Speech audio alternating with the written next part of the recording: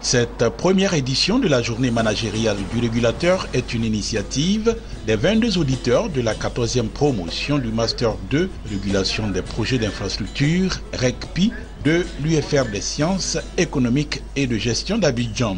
Il s'agit à travers cet événement placé sur le thème Régulation économique en Côte d'Ivoire et croissance inclusive, défis, contraintes et perspectives, non seulement d'échanger avec les acteurs de la régulation des marchés publics en Côte d'Ivoire, mais également d'offrir des pistes pour un premier emploi après leur formation. Pour nous, l'intérêt aujourd'hui d'organiser cette rencontre est d'apporter sur le fonds baptismaux ce Master 2 qui existe à l'université Félix Houphouët-Boigny, montrer l'importance de la formation en régulation économique et gestion de projets et d'infrastructures, éclairer le public ivoirien sur ce Master 2 et amener aussi le secteur industriel qui est le moteur de l'économie de la Côte d'Ivoire à se tourner vers l'université pour les différents cadres qui rechercheront pour animer les entreprises. Et je crois bien que cette formation-là, elle est mieux placée pour leur fournir des compétences adéquates.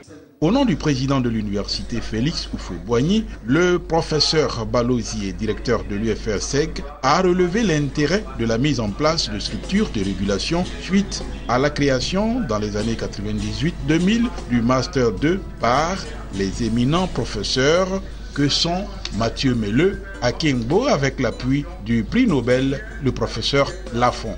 Ils se sont rendus compte que, comme le professeur Melleux l'a si bien dit, que le marché à lui seul ne permet pas d'améliorer le bien-être des populations. Donc il fallait que l'État puisse mettre en place des structures visant à corriger les imperfections du marché. Et donc d'où la nécessité de mettre en place des autorités de régulation. Et ces autorités veillent donc à faire en sorte que le bien-être des consommateurs soit protégé. Parce que ces autorités sont souvent dans des domaines qui sont en situation de monopole. C'est l'occasion pour eux vraiment de confronter ce qu'ils ont appris en théorie à ce qui se fait en pratique. Et donc c'est une belle occasion. Et notre souhait, c'est que vraiment chaque année, cet événement puisse être réalisé et se produire. Kofi Serge, représentant le parrain de la 14e promotion, Master 2 RECPI, le ministre de la Communication, de l'économie numérique et de la Poste, a exhorté ses filleuls à s'approprier les qualités qui font du parrain un travailleur exemplaire, tout comme le professeur Mathieu Melleux, qui a partagé son témoignage relatif à la création du Master 2 à la cérémonie d'ouverture. Un ex-auditeur de la filière a expliqué le sens de sa présence et son engagement aux côtés des étudiants. C'est une formation d'actualité et associer notre image ne pouvait être qu'évident. Alors l'institution que j'ai l'honneur de diriger est une institution de microfinance spécialisée dans le crédit, dans l'épargne également.